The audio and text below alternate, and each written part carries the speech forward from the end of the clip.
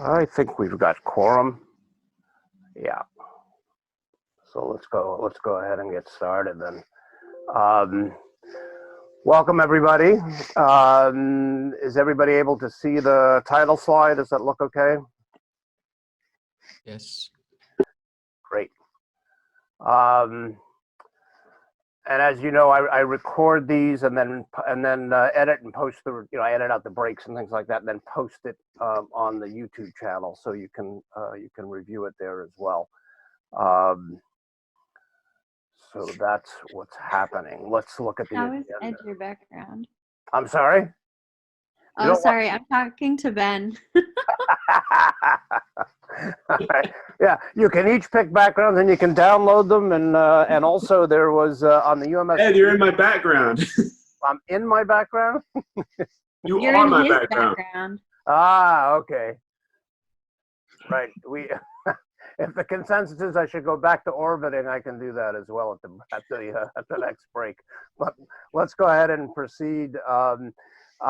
Actually, we'll do the review of the readings because we're still shifted a week on the readings, and that then catches back up next week. So I've asked, Rochelle has volunteered, and I asked if she would go first. So Rochelle, just tell me when you, I'll just tee this up with here were the readings that we had, these three. So the title chapter for Martha Heller's book, Be the Business. Two interesting, one may argue, strange chapters in Being Geek, and then an article on the use of drones and robotics in humanitarian work that Joel Kaiser wrote. So those are the three readings. And as I said, it's shifted because we moved the Lessons from Crisis Response lecture up a couple of weeks, and we'll be back on plan next week. So Rochelle, take it away. Yeah, definitely. So hi everyone. I did the 3x3 for this week, as you know. My takeaway from Being Geek, this pertains a little bit more to chapters 17 at the very end, but basically the quiet ones are more likely to get killed because they are not seen as helpful.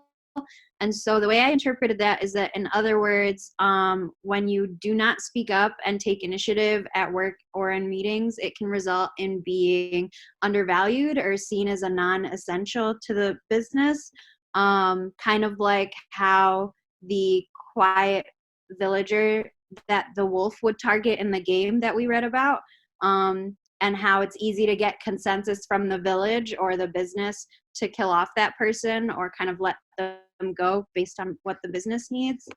My takeaway from Be the Business was that letting go of the idea that IT must control all aspects of technology development can vastly increase potential for innovation.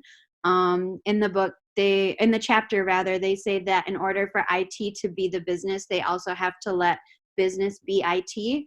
And they can do this in a number of ways by decentralizing control, reframing shadow IT as business unit technology, restructuring the IT department around business services for those units can actually lead to a big increase in end user innovation.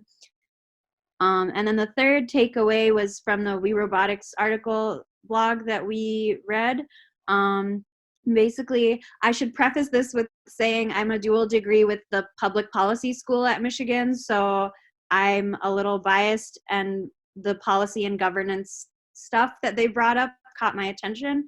But basically, regulatory governance and policy guidance not only help with coordination and follow-on processes, but it's also an iterative learning by serving as a framework for international actors to streamline knowledge transfer and mentorship while responding to localized emergencies in real time.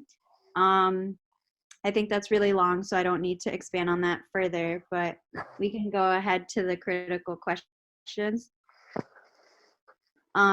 So my first question was, when restructuring organizational or operating models, where, how does soliciting input from others come into play? Do you want me to just read through all of them and give people a minute or two to think about them, or do you want to just kind of go through them one by one? No, go ahead and read through, and then we'll just refer to 1, 2, and 3. Go ahead. Sure. The second, what are pros and cons to developing a framework or process from the ground up, like we saw with the We Robotics article, versus reinventing or updating an existing framework / process, like how we saw in Be the Business talking about shadow IT. And then third, trust is a precursor for effective communication and organizational efficiency, and a lot of problems develop out of a lack of trust. How can trust be built in short-term contexts such as humanitarian emergency response and or training, or in contexts where the problem stems from trust that was broken as opposed to trust that was never built? And specifically thinking about the Being Geek reading, what do you think about playing games as a way to facilitate that conflict resolution rather than just facilitating team building? Okay, what do people want to talk about?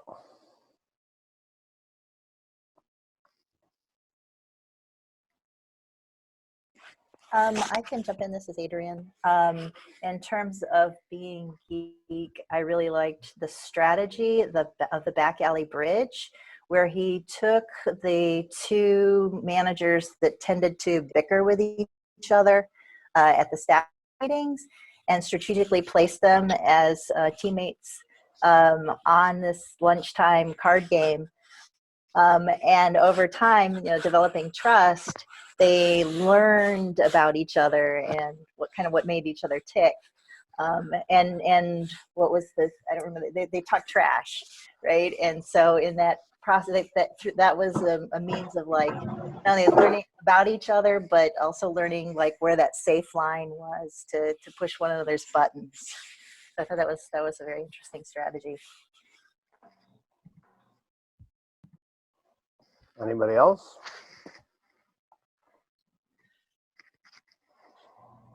Hey, this is Mary Grace. I guess thinking about your question one about restructuring organizations and operating models, thinking about where to get input, I think that this kind of creates an interesting point for conversation of do you want to build this type of thing from the ground up, or would you want to have someone come in with an independent viewpoint to build it from the top down?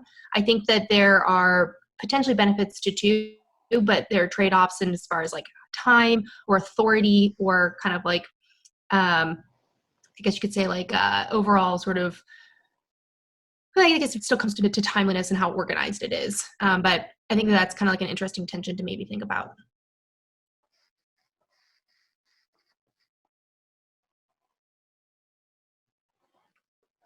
Other thoughts?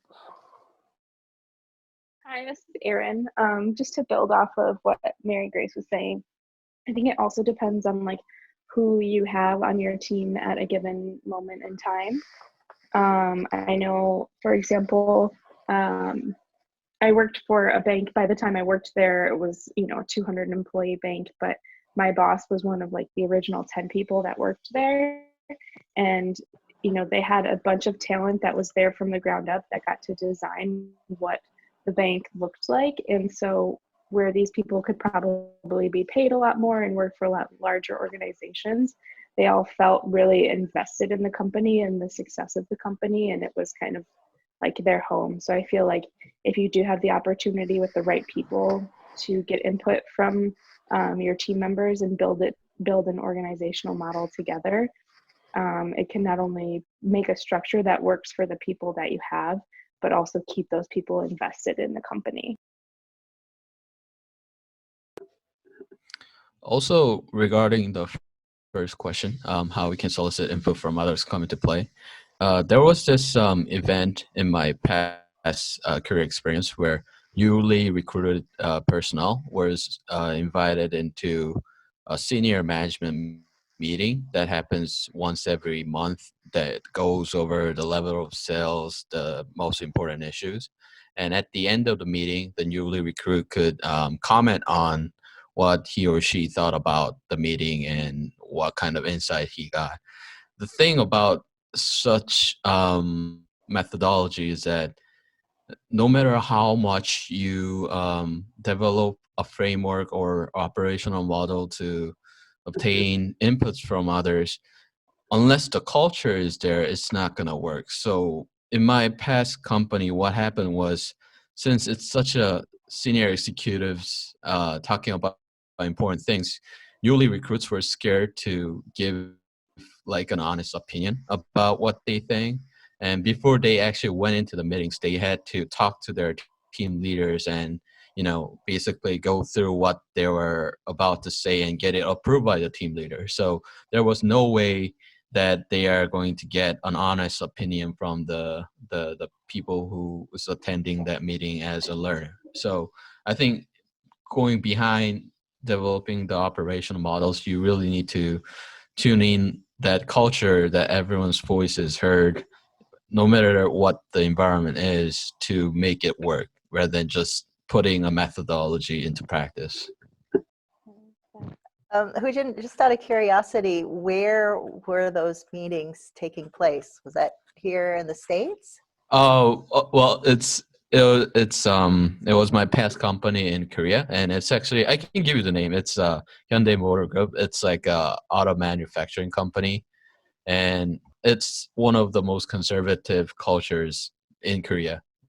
Just to provide the context, they just work basically like Ford in USA. You know how Ford's famous for being very conservative and strict about corporate culture. That was the same context, basically.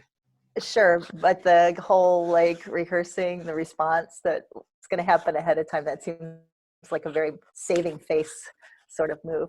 Yeah, exactly. Because when you don't want to embarrass your direct supervisor who's attending that meeting, like who's responsible for you. So basically, the notion was that you don't want to embarrass him in front of the CEO or something like that. So you had to practice what you're going to say in front of your direct supervisor, basically.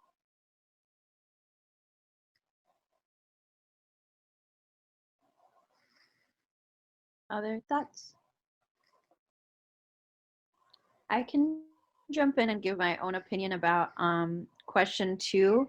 I think I decided to ask that because for those who opted to do paper number 2, it kind of sparked my brain in line with the readings. And so I was thinking that using an existing framework can give you a good starting point a lot of the time. And if it does exist, which often does in big companies for projects, that is probably the inclination for things. I think people are much less are much more reluctant to kind of start from the ground up unless there isn't anything that exists from prior experience. But at the same time, it can be the reason that you get off track with your work if it doesn't fit what the new situation is. I don't want to spend time talking about paper 2 for those who didn't do it, but if you did do it, I think you'll know what I'm talking about. Mm-hmm. Yeah, I can maybe jump in and tie a little bit to paper 2 without making that boring for people who didn't write it. But I would say that in general, like trying to think about how big of a process to reinvent if you're starting everything from scratch. I think thinking about maybe the scope and the scale can determine which approach you want to take, if you're kind of tweaking things for improvements or if you're doing a whole scale redesign. I think that like that risk element factors in as to which approach you want to take. Good thoughts on this. I think the comment about culture is a really important one. And you may remember back, we had a brief discussion on when we talked about governance, about the RACI model, which is an acronym that stands for, who's responsible, accountable, who's consulted, and then who has input to a process. And if you're restructuring, that may be actually a threatening activity for some people who may say, does this mean my job is going to change or my job is going to be eliminated? And asking for people's input is still important, but the decision making is actually done separately, because the chances of doing a restructuring or changing an operating model more significantly in an organization is not likely as a bottoms-up process, because I've never seen it work. Getting input from people, yes, very important.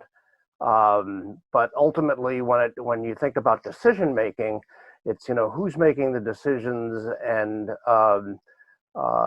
who is then going to inform people what that is. Now that may make some people feel uncomfortable, because they say, well, is that decision being made off in the smoke-filled room, or in a non-transparent way?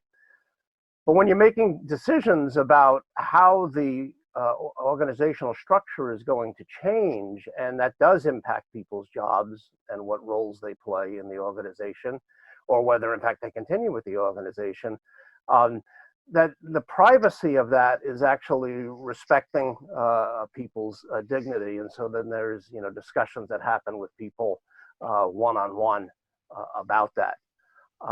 But I don't know how you make a decision to restructure as a group activity unless it's the original startup group that's doing it. Maybe you've seen that work in some of your organizations, but I'd be interested in finding a case where that did work effectively. And then I think trust, is as Rochelle has correctly said, that this is the basis for all effective communication. If there is trust, is one of those things that has to be built over time. It can be destroyed in an instant. So if management, for example, or if you're in the manager's role and you do something to cause your team to lose trust in you, that becomes very hard, then even harder to build in the beginning. It becomes very hard to build back. So to recover from a breached trust takes probably 2 to 3 times the effort to build it in the first place. So being very careful about trust as something that is an asset of the organization and something that you want to help protect and grow, when you're in the manager's position, becomes pretty important stuff. Okay, well, thank you, Rochelle. Good job on this, and good discussions from everybody. Thank you. One of the tie-ins I wanted to do from last week when we talked about the 4 C's was in the article that went behind that discussion. They talked about these different realities in the current century that are requiring these new skills, the knowledge economy, for example, impacting critical thinking and so forth. There are some other realities as well in terms of social responsibility or working for the common good, and that requires a degree of empathy. And accelerating change, which is another common phenomena in organizations, that requires being able to handle ambiguity. And we'll talk a bit about ambiguity today as the third part of the lecture focuses in on that. But notice that some of these skills here are soft skills, or what was so-called soft skills, but now they tend to be called more core skills. So being able to empathize and being able to handle ambiguity becomes something that goes with the job. And we'll talk a little bit about the Amazon interview case as an example of that.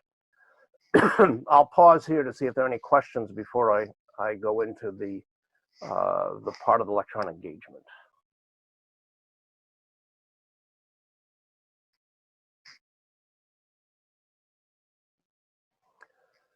Okay. So again, following our outline, we of course shifted lessons from crisis response up in the agenda. So we're now on engagement, collaboration, ambiguity. And then we'll be back on next week to wrap up the lecture series with leadership and managing yourself. Using our bus metaphor from Jim Collins, we talked initially again about hiring, getting the right people on the bus. about getting the wrong people off the bus in terms of the firing process, the performance improvement plan process. And then in the middle here, which we'll talk more about today, is getting people in the right seats and about motivating performance and through engagement. So 3 questions for today is, how do we motivate engagement on the bus?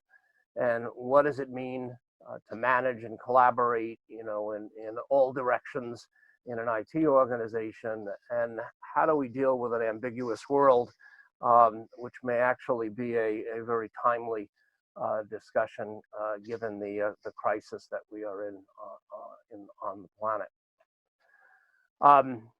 So about engagement, turning to a definition of this, engagement, of course, being an act of engaging or being engaged. But the key point here is that it's emotional involvement or commitment. Kevin Cruz in a Forbes article talked about the commitment being where an employee has this emotional attachment or engagement to the organization and its goals. Another way to put this is you believe in the mission. If you believe in the mission and what the organization is doing, you tend to be more engaged in the organization as opposed to it just being a job with a paycheck. And the expectation is that more and more people want to be engaged in their organizations. They don't want to just show up. Gallup has done an extensive study for a while, actually for, I think, a 5-year period until 2017. They defined employees who are engaged as, those who are involved in, again, enthusiastic and committed to their work and workplace. Those are probably the people that will be an asset to recruiting other people to the organization, is those who believe in the mission and the work that the company is doing. Gallup uses a simple 12 question survey that they've determined these 12 questions, which I'll show on the subsequent slide, are the statistically significant questions in this work that they've been doing.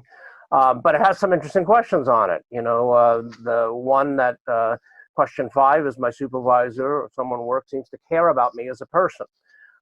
There is somebody at work who encourages my development, and at work my opinions seem to count. These are relationship and conversation-based engagement aspects. And so again, that ties back to this concept of soft skills. And we need to cultivate these more and more in order to be effective in the IT department. The notion that IT is just about, hardware, software, and hard skills, if you will, is, I think, more a thing of the past. So the 12 questions that Gallup came up with, some fascinating ones on here, the ones I just mentioned on the prior slide, but also I have a best friend at work.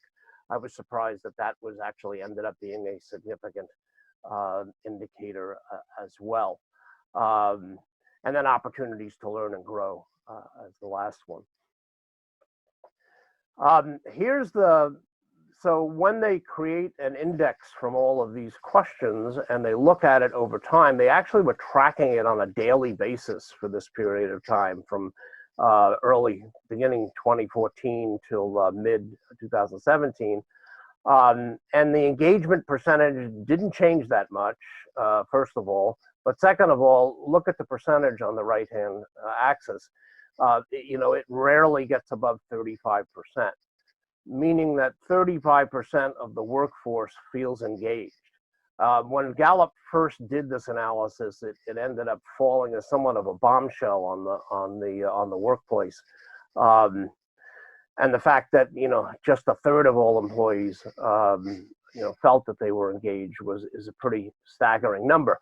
Not without its counterpoint, though, because Jack Zenga wrote an interesting article in Forbes magazine about why taking the reverse of the 30% engagement to 70% disengagement, felt that it was wrong because corporations and executives, don't really agree with that analysis. And then another study that was done said that 9 in 10 of 10 workers age 50 or older said they're very satisfied. Some are satisfied.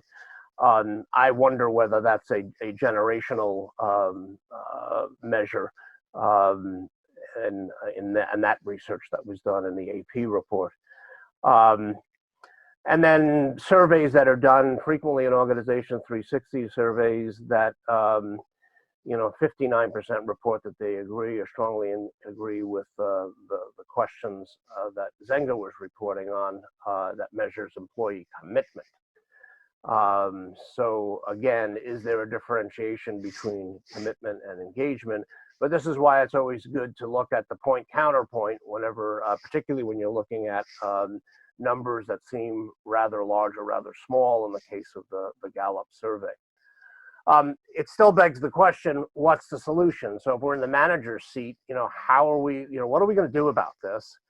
Gallup recommends that leaders focus on data vision and the managers in the organization as being in a key role for engagement, and to root decisions on in the data and the culture. And part of that, I think they mean, in their research, is that are you surveying employees regularly? Employee satisfaction surveys are something that have been around for a number of decades. But our decisions in the organization being made based on regular employee feedback. And then creating and communicating a vision, what the Heath brothers call a destination postcard. Where are we going to is that, key question of strategy formation that we talked about in the first unit. And then investing in managers' success so that, actual managers' development, involving training and other types of work with managers. And the key imperative for managers then was move from the boss role to more of the coach role. Well, if you remember when we talked about situational leadership in the very beginning of the course, we said that the manager needed to shift from being very directive to being more coach and supportive, and then to being delegating in the final phase as well. So I think the Blanchard Hershey work aligns with the Gallup recommendation here. And then the message to employees is own your own engagement. So engagement is not something that's delivered to you on a silver platter. It's something that, in fact, you have a strong hand in making happen as well. And so it really takes both sides and two people to make engagement work and increase. And this in the Gallup report, later part of the report, this ends up being a 260 page report. And I didn't ask you to read the whole thing, but rather some particular sections. Two more findings. 53% of employees said that they really wanted more work-life balance. And so that, to have that more a sense of well-being, that was very important to them. And 51% said they would switch to a job that allows for greater flex time. So work-life balance and flex time, at least at the time that Gallup did this report in 2017, were pretty important things to employees. Let me pause on that one and say any questions before I move on to the next part.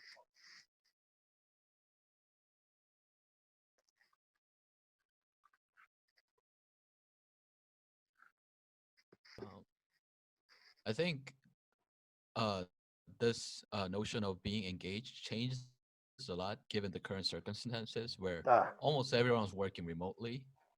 And I saw this two arguments online where there are managers who are trying to micromanage everyone if they're, staying in their seat doing the work, and going as far as, making them install a software that tracks what they're doing on their screen. Wow. And on the other side, there are managers that, encourages their employees to, if you feel like down, go out for a walk and come back. I don't care what you do as long as you're getting the work done kind of stance. So it will be interesting to discuss in the current circumstances as well. How can we make people feel engaged while you're working remote and there's no personal actual direct interaction between employees. Yeah, very, very good point. And the running everything online and running everything virtually, you have to actually work extra hard at engagement. It's a little easier to have engagement if you've had the face-to-face contact as a base, and then you move online. For example, I think I have a richer relationship with all of you online because we spent more than half a semester face-to-face. And what happens is the human mind brings in those face-to-face experiences into the conversation that you're having virtually. So when I had work groups that were international work groups, if we had the funding, or the ability to piggyback on a conference, I would have everybody meet and have lunch together before we started the project. Because forming that initial face-to-face relationship became so much more, you had such a richer experience online that I felt it was a prerequisite to doing things effectively online. Now, in a situation where you've got, a long period, or companies elect to make shift to a total online model, that's going to be a bit more difficult. In thinking about, what are some of the things you can do? So people, for example, have been doing things like virtual coffee breaks or lunches together online. I'm a part of a few organizations that are doing that, as a way to socialize online and then enrich that relationship so that the work has a bit more meaning. But engagement becomes, Hujin, you're absolutely right. Engagement becomes an increased challenge when you're trying to do it in an online mode only. Yep, thank you. Okay, let's jump into the next part of this, and then managing and collaborating what's called 360, or basically in all directions. And so managing 360, we've seen some of this in Phoenix, that, first of all, managing IT is about managing your team, your boss, and your peers. And the phrase that may strike you as odd is managing your boss. What exactly does that mean? And so turning to one of the lines and takeaways for the class is that, you need to know the leadership and management skills for good IT fellowship, as well as IT leadership. And part of that is trying to get into the head of the manager, either your boss or your boss's boss, and try to understand, what's motivating them, what their intentions are, et cetera. And then can you find ways to leverage that and push those buttons? And, we've seen examples of that, of Bill doing that with Steve, for example. And part of this is, can you anticipate things that may be coming down the pike and be ready, for that? Asking the question, what's my manager likely to do next? And then pushing back and challenging, as I mentioned, that Bill does as well. And a good manager will actually encourage those conversations, by asking questions like, so, all right, what's the counterpoint here? Or a question I like to ask is, so tell me what the poke in the eye question is, and have people come back with those. And learning how to deal with this ends up being the skill of handling ambiguity that we'll talk about in a bit, is something that's built into the job. Not knowing what your boss is going to be doing next, what the company is going to be doing next, what the sector in which the organization is working is going to be doing next.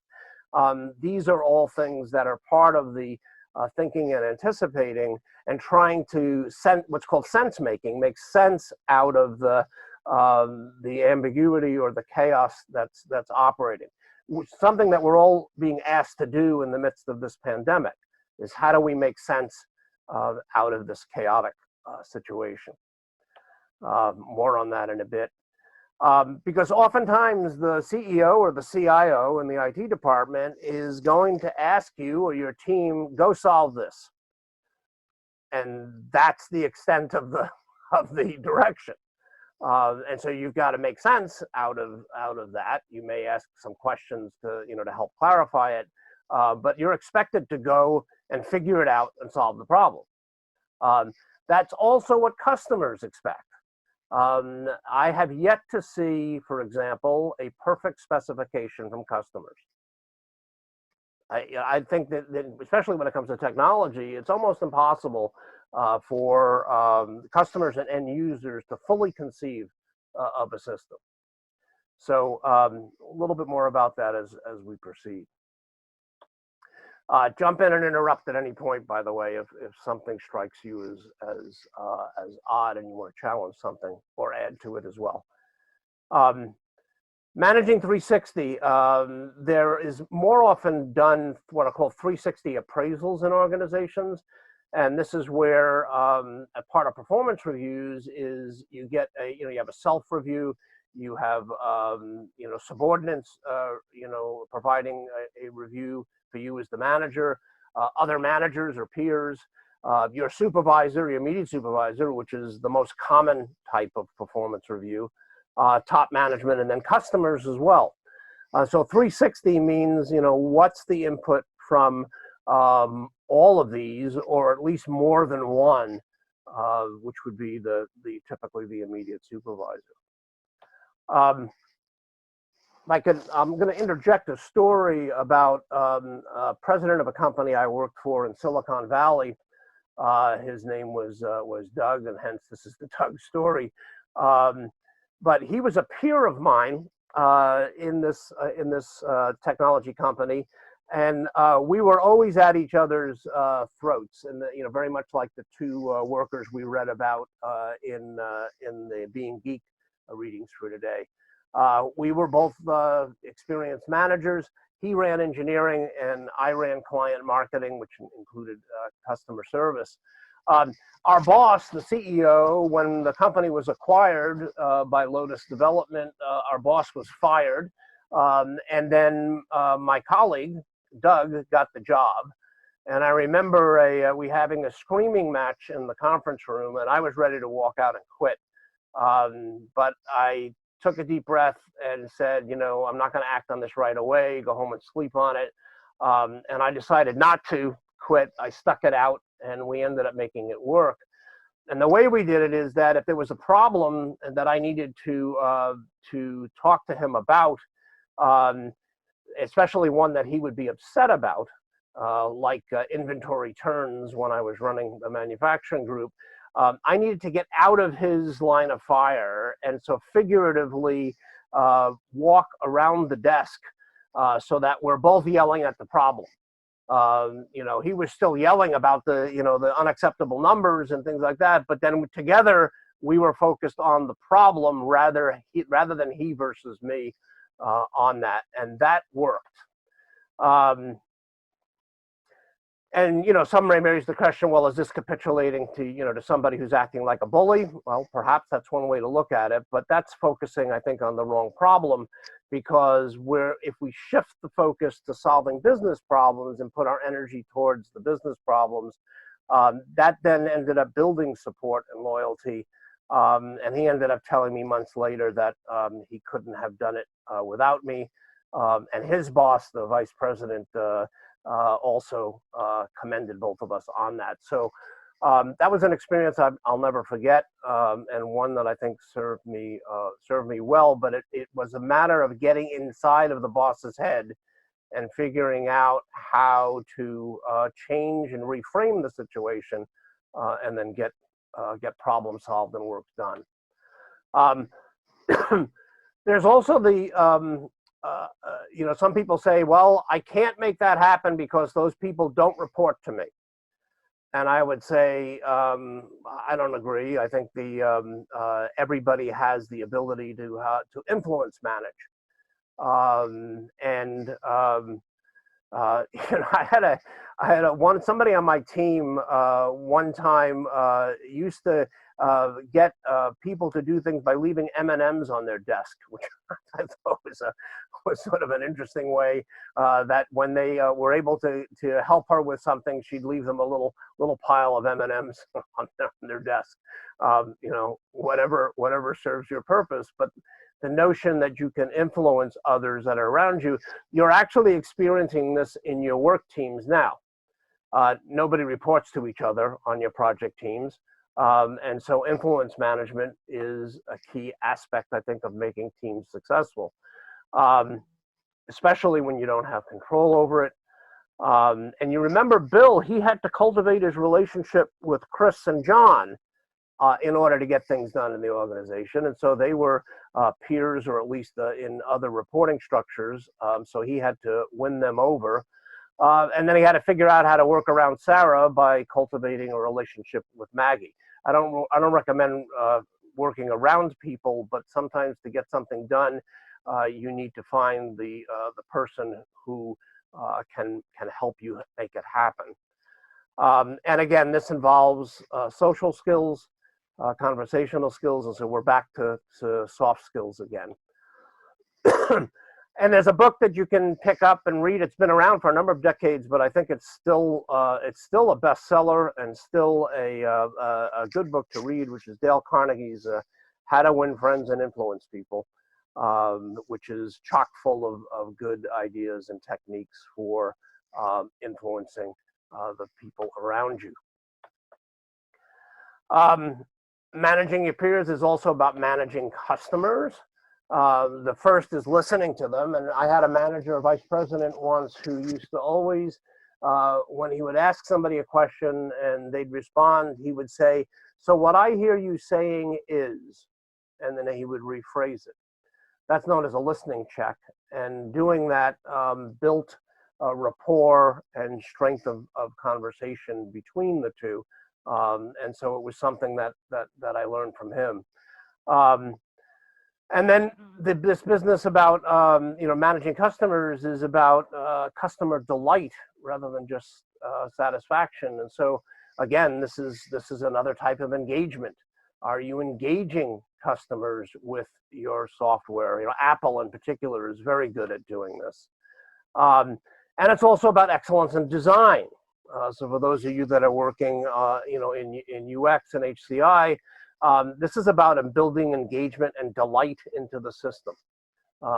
Does the application, does the system delight people and make them advocates of the system as well? Again, Apple's good at doing that. And then the last part of 360 management is collaboration. I'll pause here and see if there are any questions before I continue. I have a question. Professor, do you play golf by any chance? I don't. I bought golf clubs, took lessons because my father was an avid golfer and played on his college team. But I could never get into the zen of golf, which is that if you try to hit the ball hard, you never will.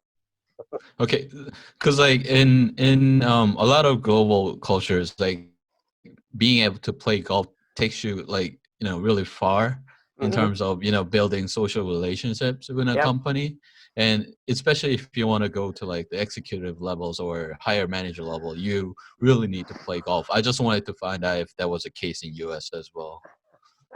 I think historically it has been, but I think the activities that one of the problems is, and this is I think this is a gender significant gender issue, is that the club approach tended to exclude people, and the notion that you get business done at the golf country club.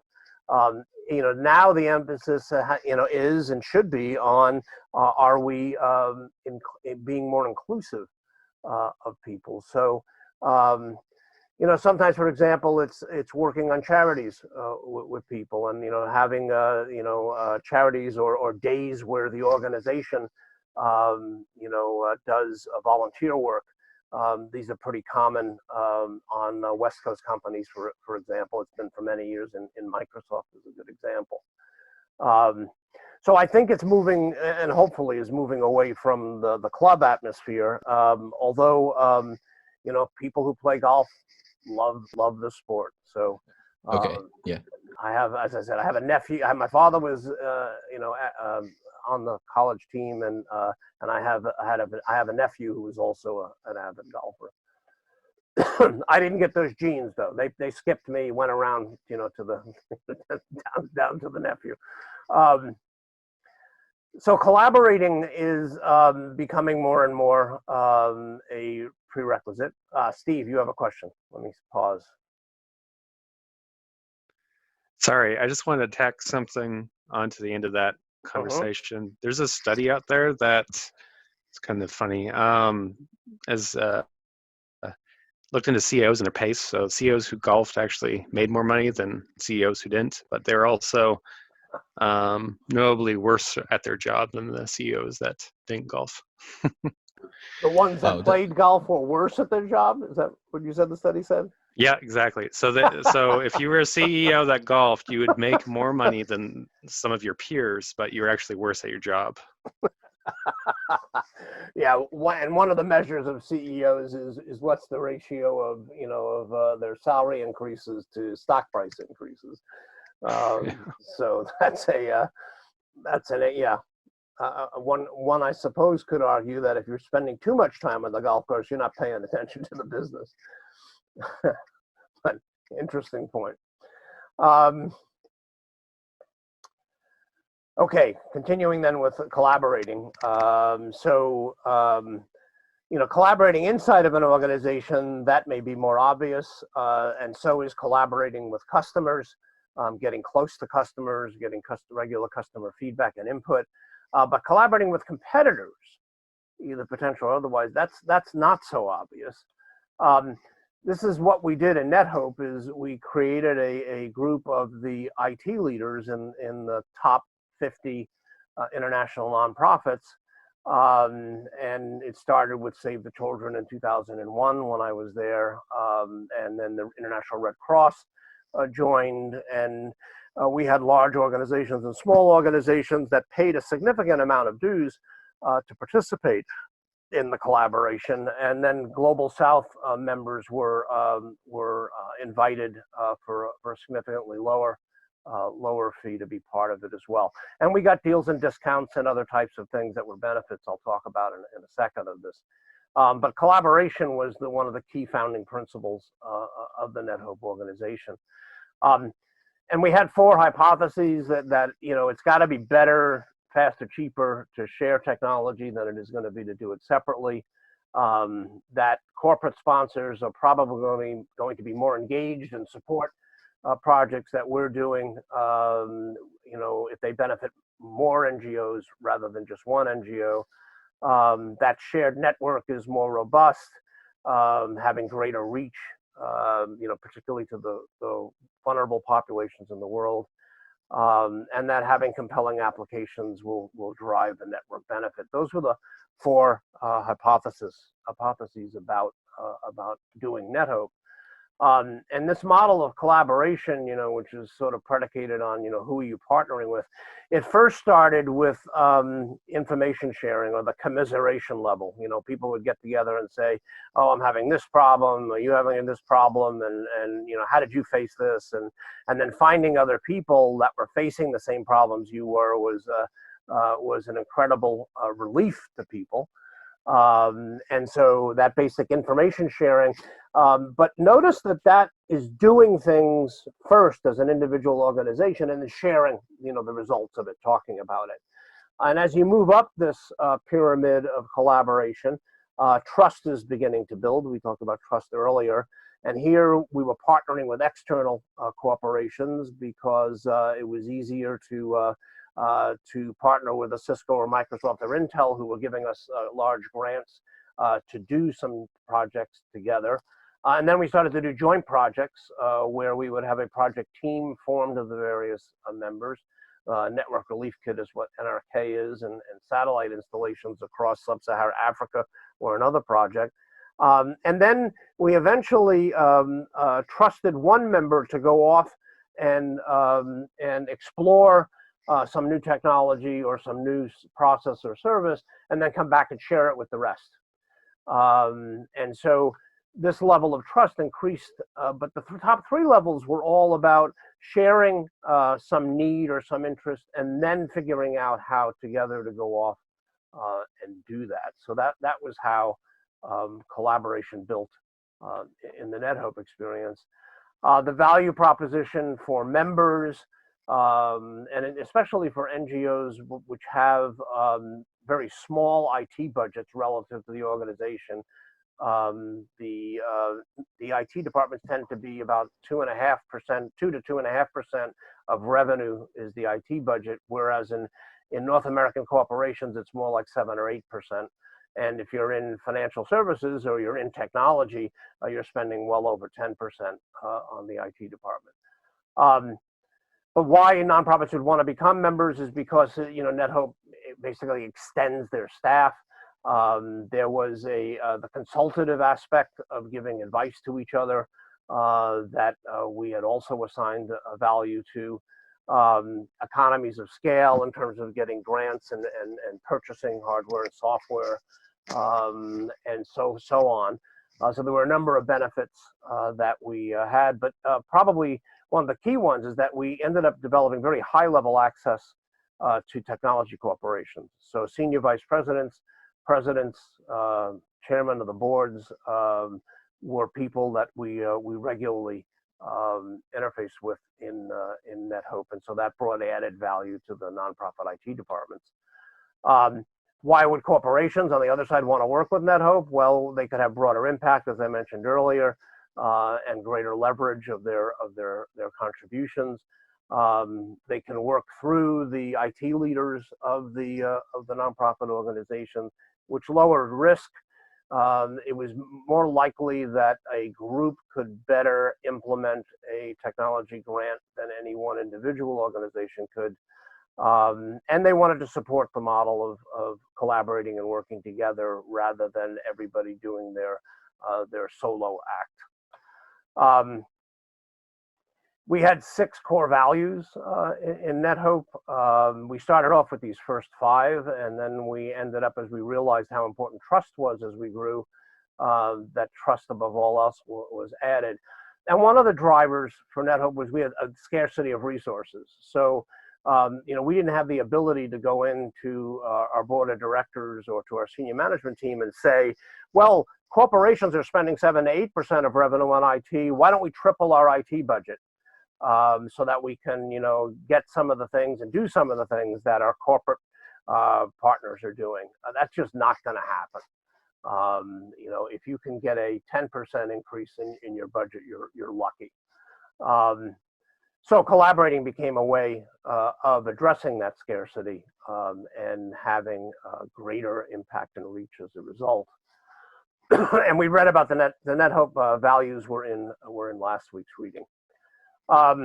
There were other forms of collaborating we used in the nonprofit space, and some of these have parallels in the for-profit world as well. We were members of a listserv that anybody could post a question and we could get answers from peers, where no vendors were allowed to be part of this CIO for Good listserv. So it was a peer-to-peer network of about 300 IT leaders across North America and Europe mostly. And then there was a small NGO organizations were members of the N10 organization, also these other ones listed here. And then there's industry conferences. That's where the commiseration usually began, where you would talk to peers and about what problems they were addressing, how they solved problems, and making recommendations about who else you should speak to. ISCRAM, by the way, is a organization of academic leaders who are doing research on crisis management. So that became an important one for international nonprofits to be a member of. Questions before we move on?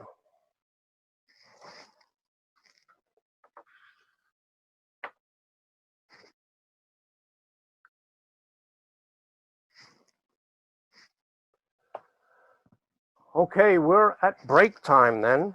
Let's take a 10-minute break and get up and stretch and grab something new to drink, and we'll be back online in 5 minutes. Okay, welcome back, everybody.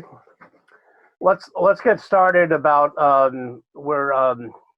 we want to do an exercise, which then will tee up the last section of today on handling ambiguity by taking a look at a video clip from the Apollo 13 movie. I don't know whether you've seen this. This was Ed Harris, I think, starred in this, and Tom Hanks was Jim Lovell, one of the astronauts.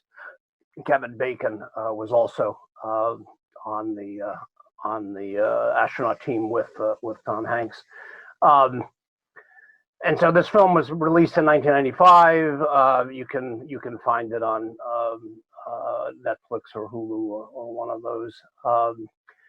And these, it's a true story. It happened in April 1970, on April 13th. So people have made much about the fact that it was Apollo 13 on April 13th, 56 hours into the mission. So this, the service module and the Apollo spacecraft with 3 astronauts in it, and the lunar excursion model, or the LEM, which was on the front of it, had left Earth's orbit, was on its way to the moon, when an oxygen tank in the service module, which was right behind the Apollo craft, and contained astronaut support systems, the oxygen tank exploded and blew off a quarter of the panel from the service module. So they were in survival mode. They ended up using most of the life support system in the lunar excursion module, but then had some problems with the level of carbon dioxide was rising in the capsule, and so that created a crisis for them, because it ultimately would have killed the astronauts if it continued to rise. So that's the setup for this. There's an opening line by one of the engineers who says to the mission controller, who's Ed Harris, plays this role of Gene Kranz. He was the one at Mission Control in Houston, Texas, that was on, he was the incident commander. He was the commander-in-chief of this operation, of this mission. And the engineer said to Gene Kranz, you know, this just isn't a contingency we remotely looked at. So this wasn't a matter of executing an A plan or a B plan. This was improvisation from the beginning. So this list of questions that I'd like you to answer, and we'll do random teams again. The list of questions is in Slack under exercises, so you can pull out that list. We'll watch the video together, and then we'll go into the groups. But I'd like you to talk amongst yourself about these 9 questions. The feedback from last week was there were too few questions we asked in breakout, so I made it a bit more and added some time to the breakout as well. But pay attention to what's happening in this scene and looking at these questions. Any questions before I start the video?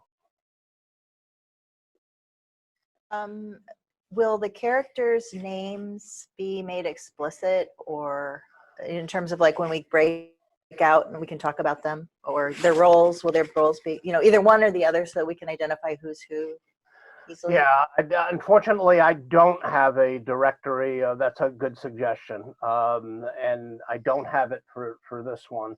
You know, the let me just go back to the. So in the movie clip, in this picture here you're seeing on the screen here on slide 43, that's Tom Hanks in the center. I think everybody knows him. He has 2 other astronauts with him. I don't remember the name of the actor who's playing this part. And then so Hanks is playing Jim Lovell, who's the commander of the mission in the Apollo spacecraft. Kevin Bacon, who's not in this shot, is the other member. So there's 3 members of the Apollo team. On the ground, there's some key people. That's Bill Paxton. Bill Paxton. Okay, thanks. On the ground in Mission Control, the key character is played by Ed Harris. That's Gene Kranz. He's the mission commander. So you'll see him at that central position in the opening scene. There are engineers and medical people talking to him around his desk. He's sitting at the desk. So Gene Kranz is a key character. And then there are a group of engineers who have to come up with a solution. And I don't know the names of those people. So you can refer to them as engineers in the room or the like. And then they go back and they give their solution to one of the people at the desk, who is, I think, Deke Slayton, is the one who they hand the solution to. So those are the key characters. I don't think for the purposes of answering the questions, though, you need to know the names of the characters in this. I'm sorry, except for that first question as to who's the calmest and who's the most focused. But you're free. You can refer to them as the central astronaut or the commander on the ground. That will be sufficient. Any other questions?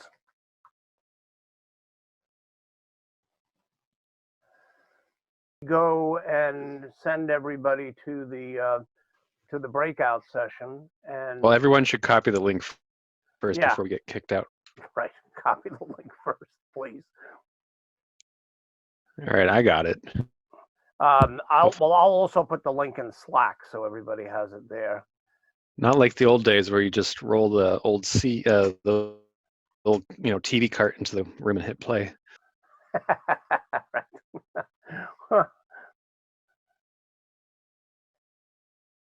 All right, so this is the one. What room are we rolling this card into, guys? It'll be random. Yeah. All right, so we've got 21 participants, so we'll go into 5 rooms. So there'll be 4 or 5 to a room, and it'll automatically do this. So you should see an invitation in Zoom pop up for this. And then I will open all of the rooms. Hey, Dylan, Rochelle, Marina, and Hujun, you're back. Yeah, we went through Oh, good. Okay. all of the We questions. were all in the same group. Yeah. Okay. Yeah. All right. That was my guess. Did the video work okay when you played it in the breakout room? Yeah, the YouTube link, although the resolution was pretty terrible, but Yeah. we had clear audio, so it was okay. Yeah. Yeah. So what seems, the takeaway I have from this is that if I'm using a YouTube video, Zoom seems to work okay. If I use a video from my hard drive, no. Yeah, I guess. Also, yeah, well, I'll have to look into this because there must be a good way to share a video file on your local machine effectively via Zoom. Yeah. I mean, what I had done was, I launched VLC, a video player, and then in the shared desktop option in Zoom, you pick which screen you want to share. So then I chose that one. But obviously it did not work. And so, and maybe the codexes that are being used, although I thought VLC was H.264 compliant, which should then work with everything, but evidently not. And I did start uploading the video to unlisted video on our class channel, but it's only 32% uploaded, and it's going to take another 18 minutes. So Yeah. I'll probably end up killing it, but That's why we always need a plan B. yeah, good. Touche. Yeah. Well, the thing was, I tested it, and this is why you have to have a plan B, right? Even if you test plan A and it doesn't work. Yeah, I kind of feel like, because if I'm pretty sure you tested in a 1v1 environment, so that requires less bandwidth than sharing it to 20 people. I think also the speed of the internet has a lot of say in the quality of sharing the videos. Yeah. And this is I'm subject to Xfinity Comcast, so that depends on how many people in the neighborhood are watching Netflix. Yeah, probably like 99%. All right, let me send a note out to people to come back in 4 minutes. Yep. So otherwise, I like the breakout room feature. Seems to work pretty well. Yeah, I think Zoom is winning to be the dominant figure in this new environment. Yeah. And we Zoom just, is, go ahead. isn't Zoom owned by Cisco as well? No. Oh, okay. No, they had actually been losing money, but now their stock has been going off like a rocket because of the number. I mean, the just announced that they now have a version that's HIPAA compliant, so all of the medical groups on campus can now use Zoom. So that was encouraging also. Yeah. So, and a lot of the so basically video conferencing related stocks are just skyrocketing right now. It's, because they're doing, it's like every organization I'm a member of is using Zoom. Families are using Zoom. It's I think I had only one exception where I had a Skype video call the other day. That was the rare exception. And a lot of companies are actually reporting to realize the benefit of remote working, because like they don't have to maintain like a really expensive office campus to host all these people. And it will be interesting to see like what companies remain remote after all this is over. Like they may add more remote positions to their Yeah, how many of the features of how people are operating during this crisis stick afterwards is going to be a very interesting phenomena, I think, in socially and business wise. Yep. All right, let me close the rooms and give everybody a 60-second warning. Hey, everybody should be coming back. Welcome back. Okay, is everybody back with us now? Looks like it.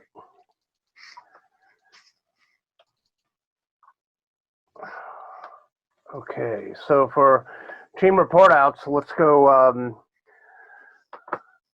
Let's just sort of go around the table.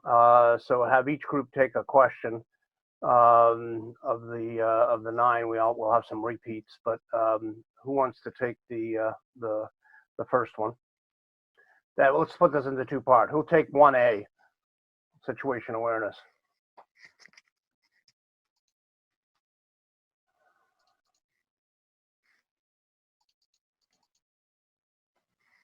If you don't, we can take it. Okay. And who is speaking? Sorry, this is Dylan. Hi, Dylan. Go ahead. Cool. So in terms of the situational awareness, what we saw was like what materials they had available to them, and like what the situation was, like that they were running out of, I think, breathable air because of the CO2. But what we didn't see was how they got to that situation, and also essentially why those were like the only materials they had. Like we just didn't see like the explanation between whether or not it was like literally everything that they could possibly use on this, like the spaceship, or if these were like the only things that they could use for that specific purpose. Yeah, good. Okay, anybody want to add anything to question 1A? Okay, thank you, Dylan. What about 1B? Which group wants to answer? So what did you see that was on hand and what was missing?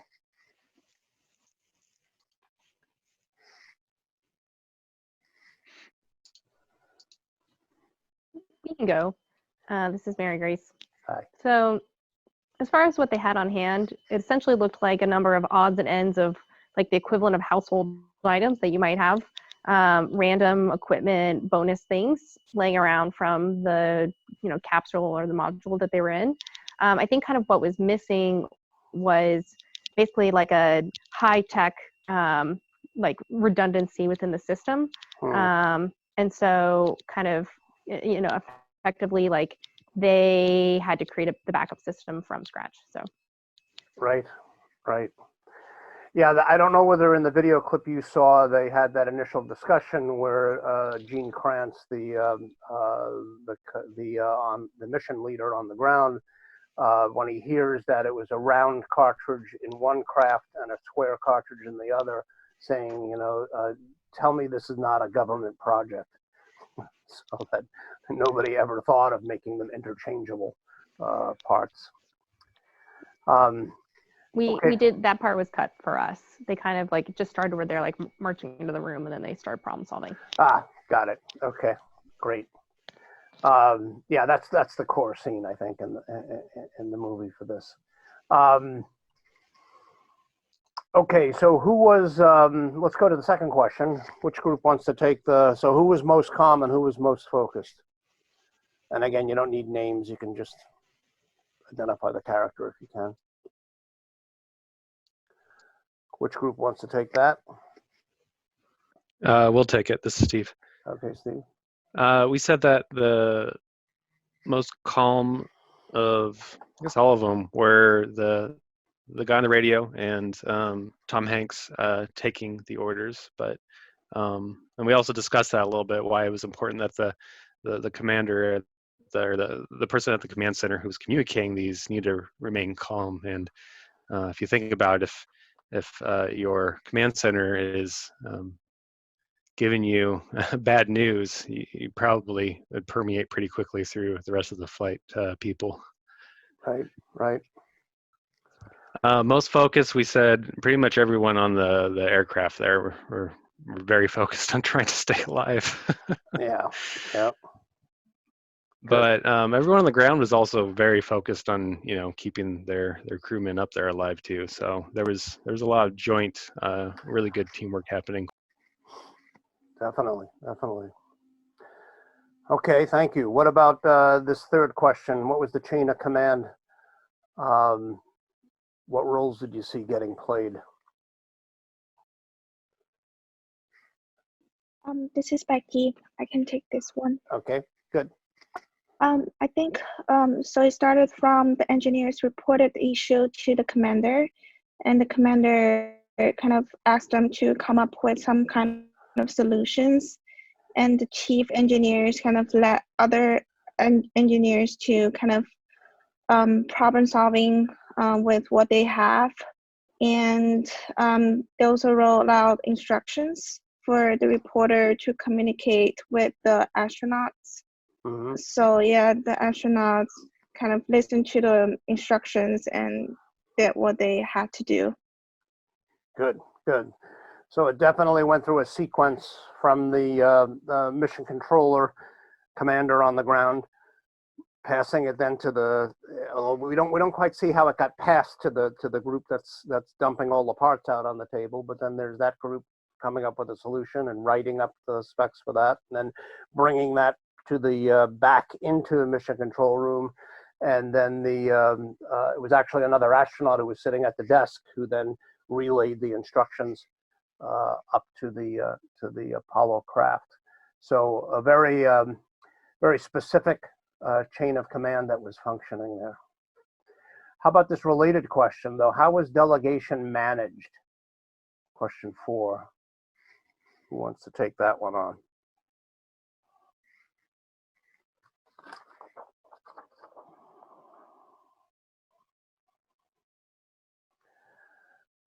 We can do repeats also. But who hasn't? What group hasn't gone yet?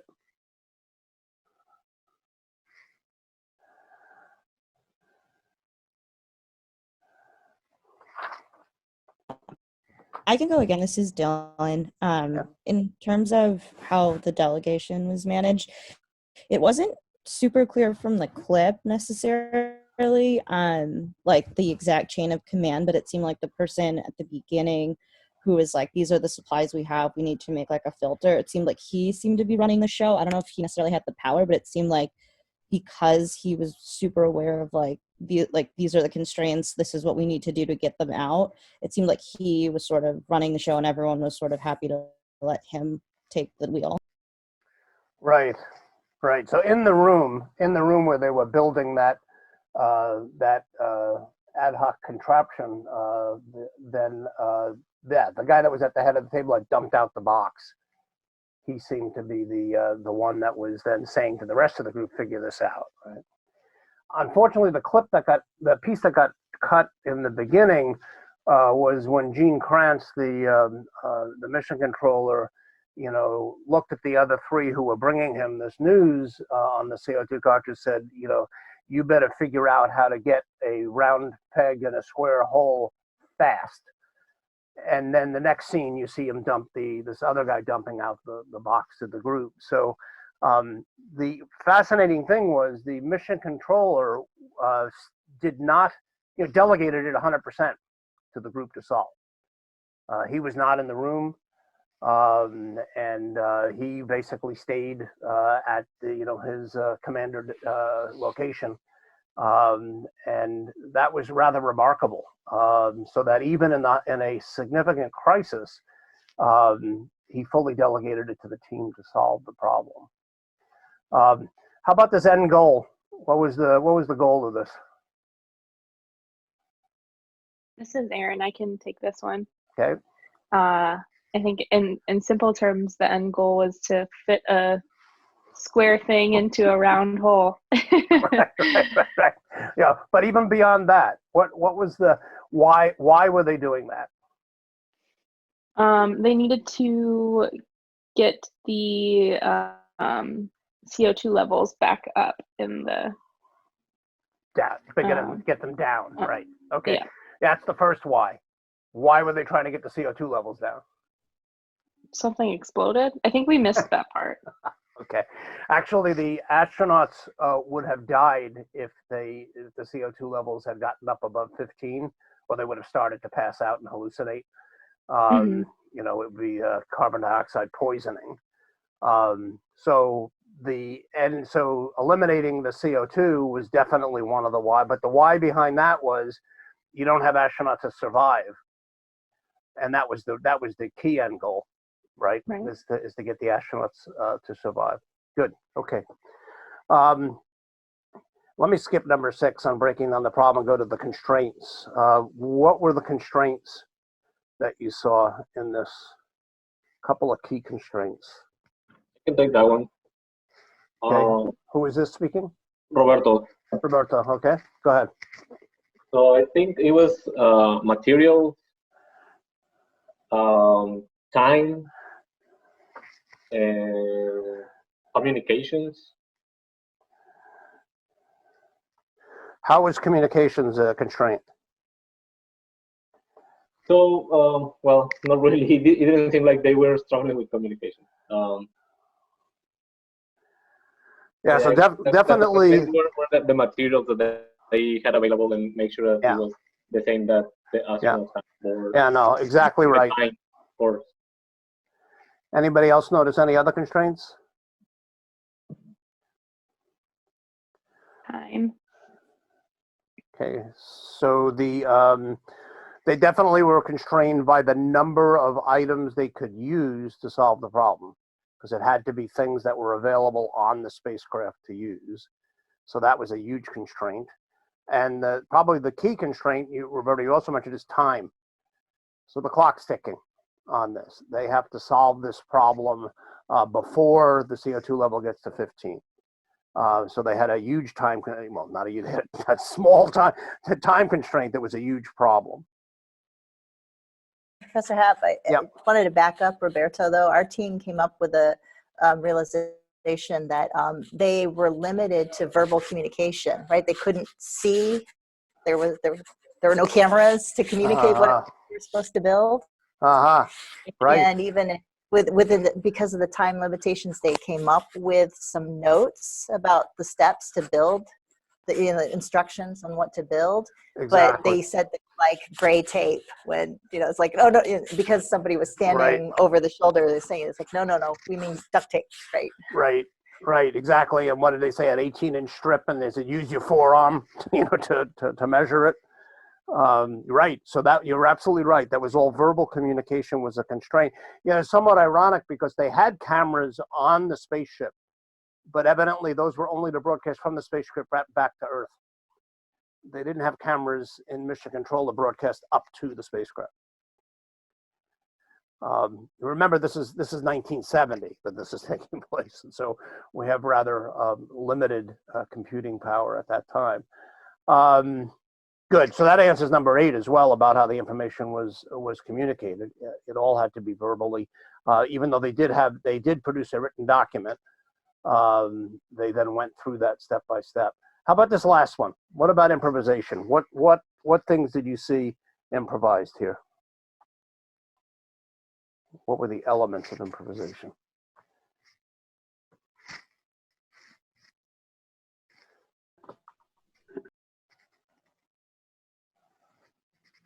Who hasn't spoken yet?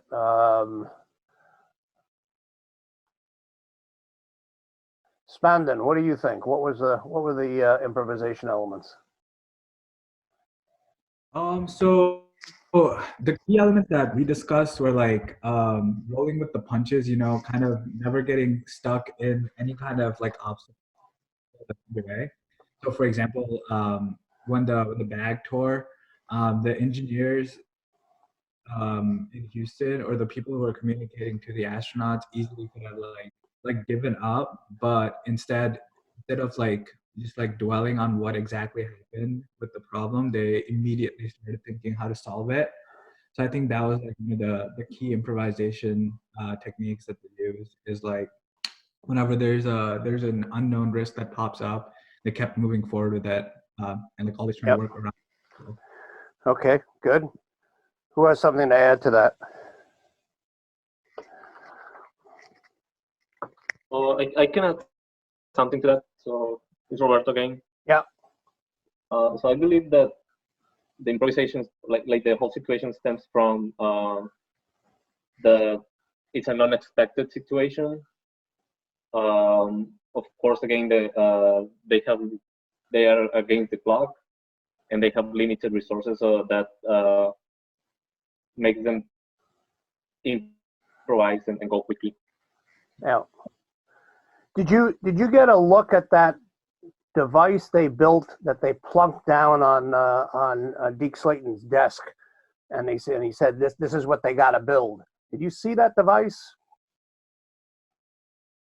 Yep. How is that put together?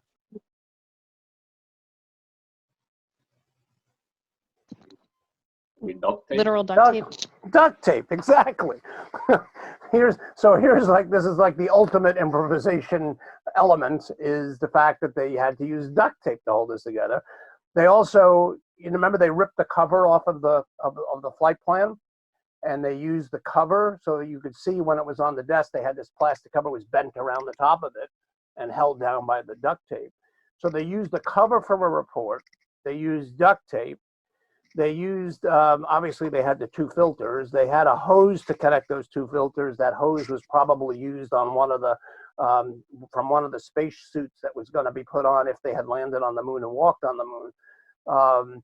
So they basically mashed up a bunch of different things not made for those purposes to create something that would work. And so that was a huge improvisation incident that happened. And you're absolutely right in terms of saying rolling with the punches, and continuing to move forward and not taking a setback as a derailment, when the cover ripped, and things like that.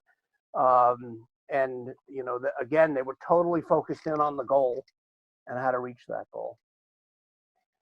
Any other comments about the exercise before we move on?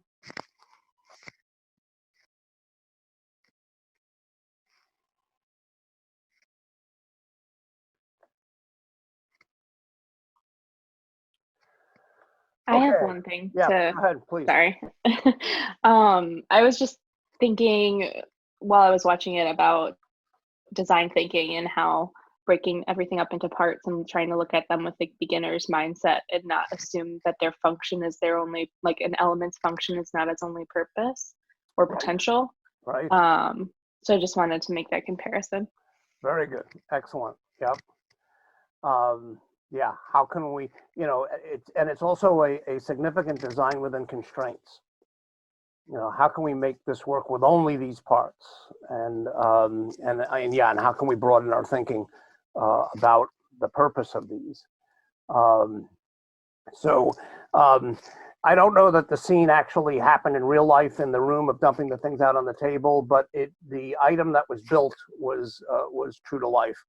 That worked on the capsule. My father actually worked on the lunar excursion module, which is the LEM, that actually ended up towing the Apollo spacecraft back around the moon and back to Earth, and they used the engines of the lunar excursion module to start the re-entry process for the Apollo spacecraft.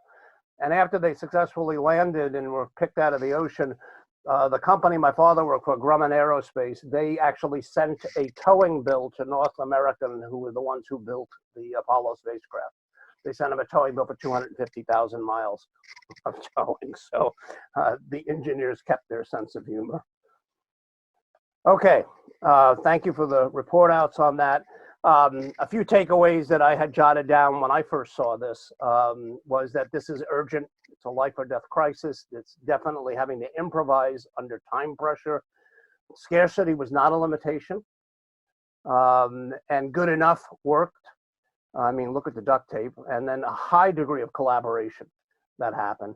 And duct tape solutions are probably one of the greatest examples of good enough.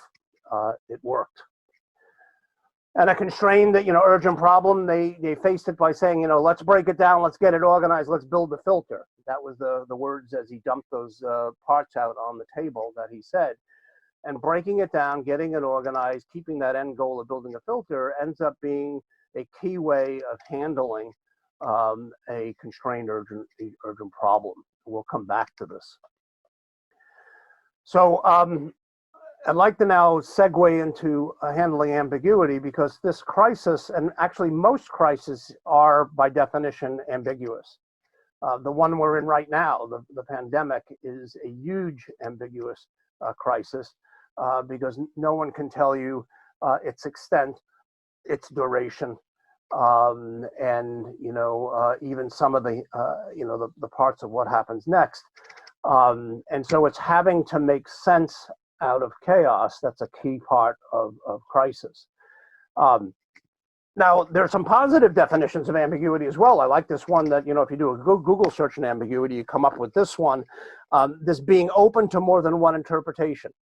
And yes, there's an inexactness in it, but the notion that there, and I think, Erin, you mentioned this when you talked about the fact of keeping that open mind, or even beginner's mind, looking at the parts, saying they may be used for more than one purpose. Does somebody have a question? No. Okay. And then there may be two or more possible senses or ways. They use an example, an ambiguous smile, an ambiguous term, and a deliberately ambiguous reply.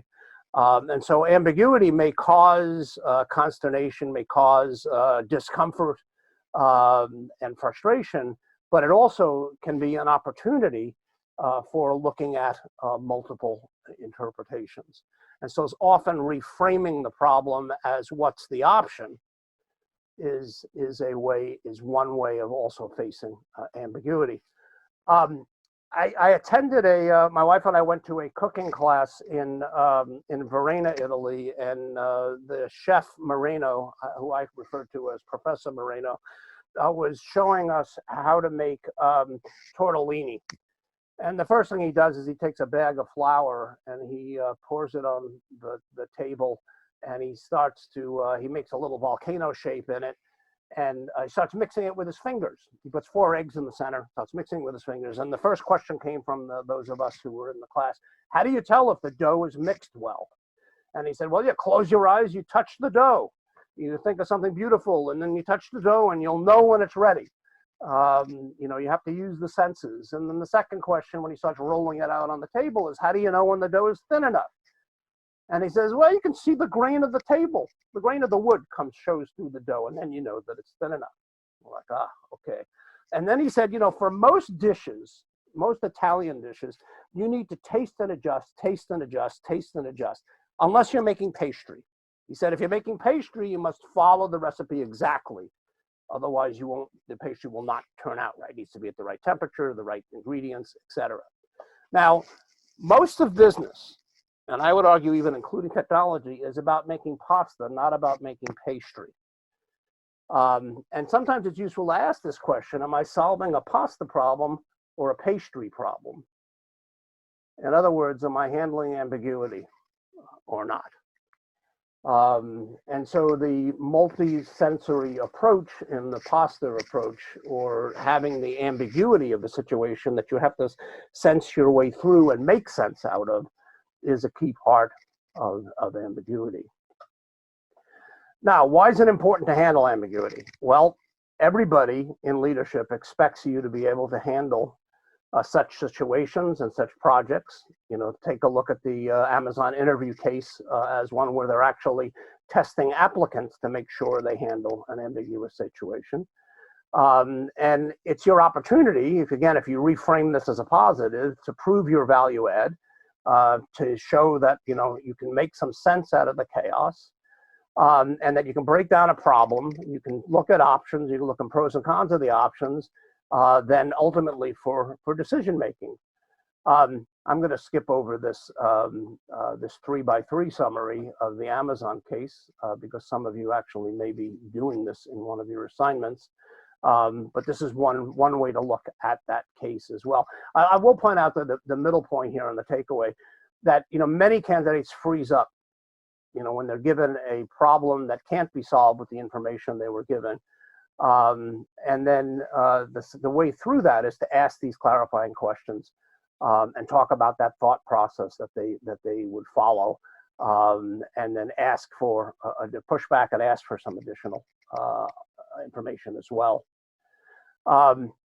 And a key thing that you'll find, you probably already have noticed this a number of times, is that customers, both internal customers and external customers, do not know what they exactly want. I have yet to see a perfect specification from a customer. I think even doing multiple interviews up front is not enough.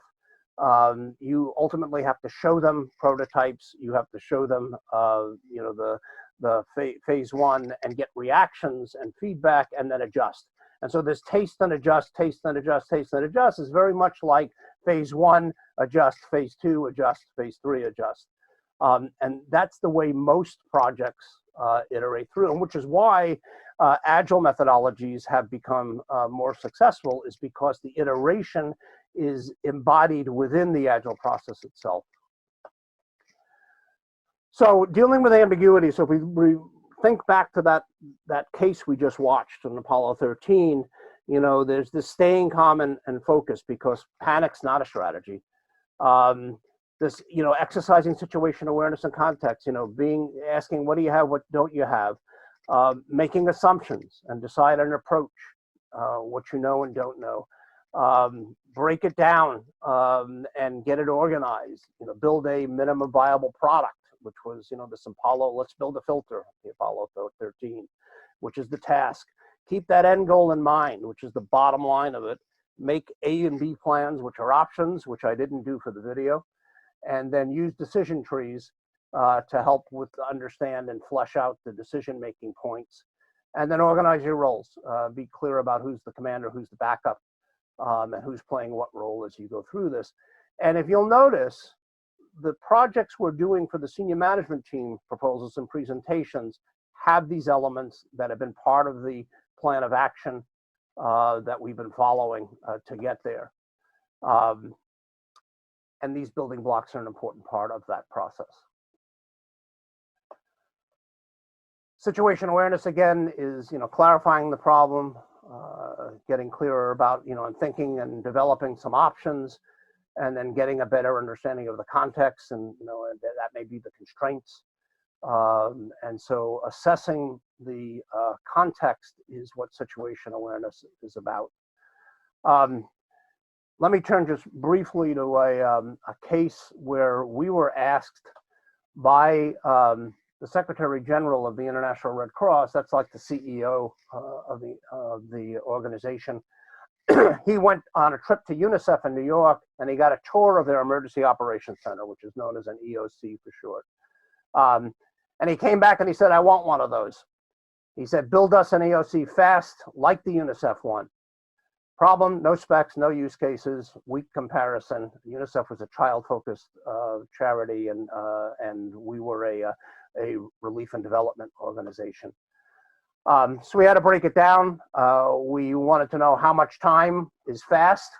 And he said, you want something in 90 days, how much budget, spend what you need to do this in 90 days.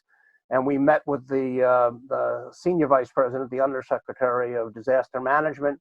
And we said, so when a crisis happens, what are the top questions you need to answer?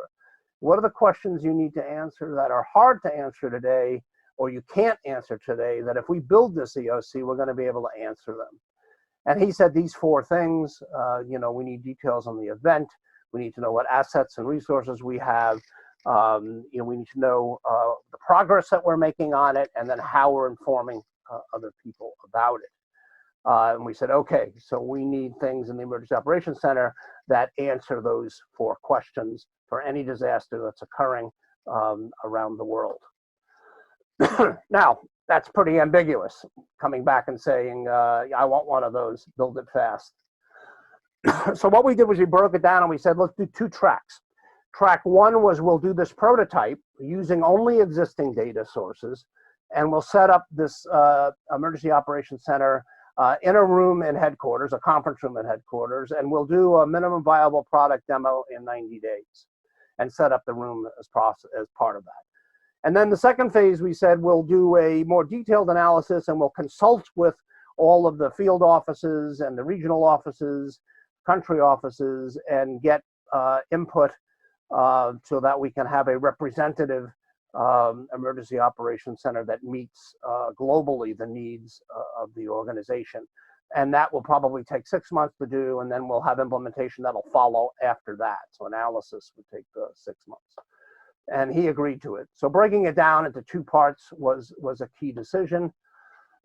We then formed a small cross-functional team of our best people, and we were working out this design to answer the undersecretary's top questions. We then came up with 2 opportunities that developed out of the initial investigation, and that is we could reorient and standardize our data collection so that they would lend themselves into feeds into an EOC and into analytical and decision support. And then also that we would develop a virtual emergency operations center that could run anywhere on a laptop or a tablet. And so it was the virtual application that was key. Whether that ran in a fancy room or not was secondary. We were successful in delivering our MVP in exactly 90 days. We did the demo for the CEO, and then we built the opportunities into track 2. And still, we had a room to improvise and innovate by doing those 2 points. And the key thing was, in terms of what the end goal was, we met the deadline. Now you notice, of course, we redefined the deliverables for that 90 days. I'll come back to that in just a second. These are just some shots of what that looked like. We had a prototype application. We had an EOC room that was outfitted with a flat panel touchscreen, and then we had a mobile touchscreen set up that was outside of the Secretary General's office, so people could come and play with it. And so it was a huge success. And you remember back from the Iron Triangle discussion, we said in most projects you're trying to optimize 3 things: cost, scope, and time or schedule, and that clients can only demand 2 of those. And so we varied the scope by creating 2 tracks. We said that it was a much narrower scope for track 1, and then track 2 was going to take longer. And so the end result of this discussion on handling and breaking down and dealing with ambiguous situations is something for you all to consider career-wise, and that is, do you want a scripted recipe approach, a pastry type job, a position, or do you want one that has creative and freedom of expression approach, which is more like a pasta type position?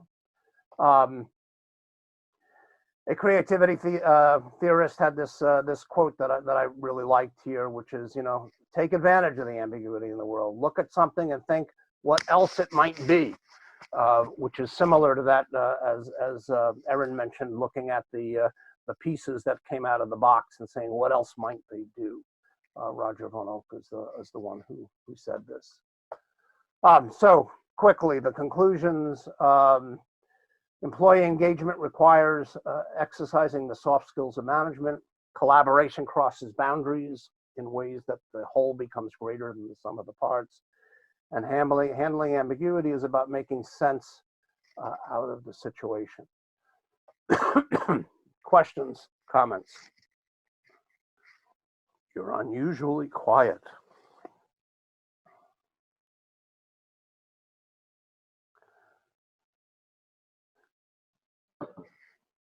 Okay, question about ambiguity. Yeah. What if ambiguity paralyzes you? I'm sorry, could you repeat the question? What if ambiguity? What if it is so much ambiguity that it paralyzes you? Paralyzes you, yeah. Yeah. So, yeah, of course, if that's what happened to the crew that was, having to build the filter, we would have had 3 dead astronauts on our hand, right? So there was, in a situation like that, there was not an option for paralysis. And so the other part of it is breaking down a problem into steps and then asking, what's the manageable piece that we can do first? So even asking questions about what's the situation, we need to clarify the situation. We need to heighten our awareness of it. What do we have and what don't we have? What are the knowns and the unknowns, which of course we did during the POA 1 and 2 for the SMT project. This becomes a way to structure the chaos a bit and start to work through it. And by structuring a problem and breaking it down into component parts, your sense of control goes up.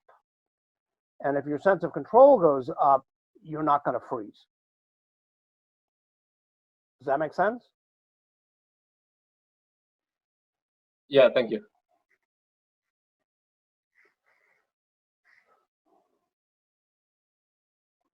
Other comments or questions?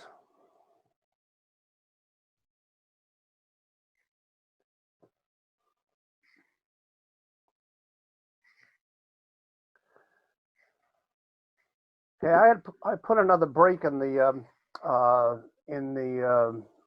schedule, but we're ahead of schedule now. So let me make sure that this the attendance and the survey is in Slack, so you can respond to that. And there's the attendance form and the survey for today's. And I've made some notes about the plan B for the video is definitely one, and then having the character list with the photos, which is something that I did add to the slide deck last week, and I'll add it again for this week as well. But that's something that should have been in the original. So sorry, where was the attendance link? It's in lectures. So if you go into the class workspace under the lectures channel. Thank you. Oh, I also wanted to ask if I forgot to fill out the lecture form, but I had participated during class, so I was there. There's evidence. Will I still get? Okay. Who is this speaking? Erin. Erin. Oh, so you were here last week. Okay. Yeah, I've been working through the transcripts of the. So I've been running the videos through Otter AI. I don't know whether you've seen this. It uses an AI engine to do speech translation, and it works pretty well. It comes out about 90% well. I have a question. Yeah. This is totally stupid, but Can you put a profile picture on the Slack workspace? Because it makes me really sad that it's my only Slack workspace that doesn't have a profile picture. Can you add? Yeah. So you it's in, where is it, in profile? So up at the top of the Slack window is your name. No, I mean like the SI-627 IT leadership workspace, like the entire thing. Right now it just says S6. Right. Yeah, I didn't see a way that I could change that. It seemed to pick that after I named it. So you were saying it would be better to have an icon or something? Yes, that would make me very happy. Yeah. That I don't know how to do. I would vote for a screenshot of you with the space behind.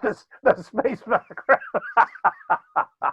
I second that. I second the space background. Space background. All right. I'll see if that's doable. So change. You're welcome. Slack icon.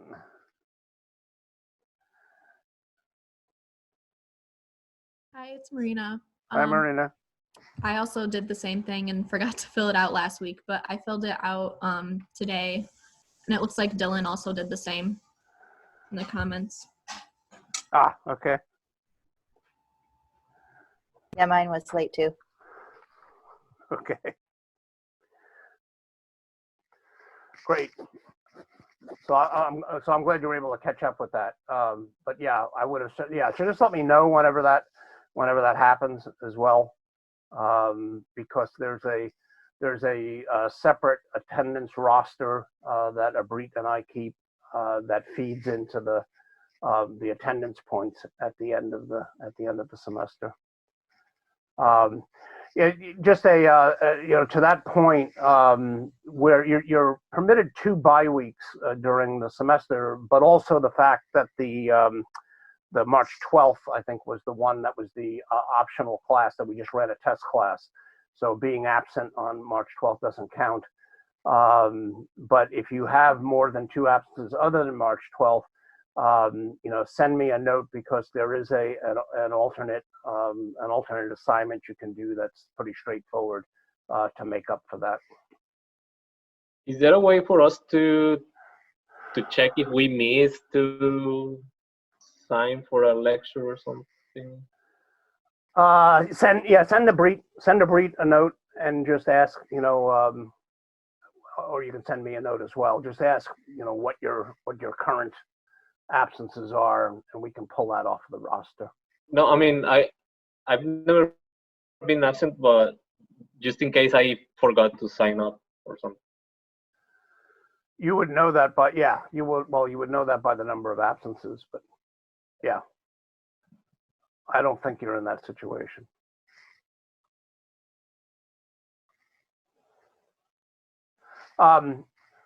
What I have remaining in the class is all about next assignments, which is pretty much the same as what I showed last week, and then next steps. I can go through those, or you can read those at your leisure, and we can end the class early. But I would ask for a volunteer to summarize the readings next week, and that's the last week for summarizing readings. So if somebody would like to volunteer for that, I'll put that slide up. If no one wants to, I could do it again. Is this Steve or Uche? This is Uche. Uche, sorry. Okay. Like, will I get extra credit again? Yeah. Although, if somebody else that hasn't done it before that wants to do it, they will jump ahead of you in the line, because that's fair. But if no one else wants it, you got it. All right, sounds good. Great.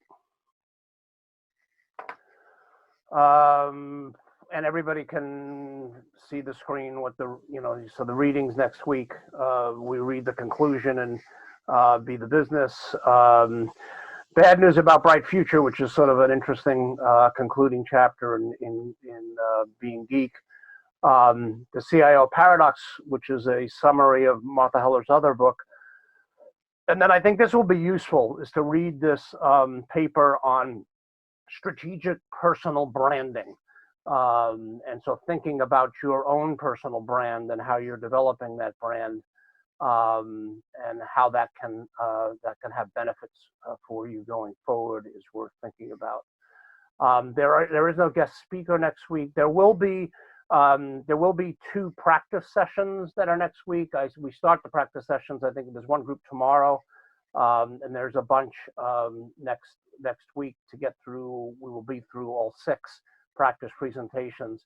And then, as I mentioned before, I'll provide feedback to each group, but the agreement is that I will post a document and share it through Canvas that so everybody can see all of the comments on all the presentations, so that everybody benefits and can take that into account when you're doing your final version of the presentation. In addition to the practice presentation, advice I have for you is practice. Do a live practice session with your mentor. Do it just among the group of yourselves and make sure you're clear who's doing what, and practice keeping it on time. These are supposed to be in 10 minutes and then 5 minutes for question and answers. So this is pretty bottom line type stuff.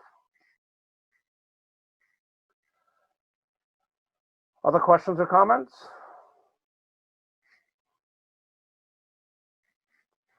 And I was hoping, this is not for the class, but that you could stay on the line. I just had a quick question for you after class. Sure. Thanks. Okay, thank you, everybody.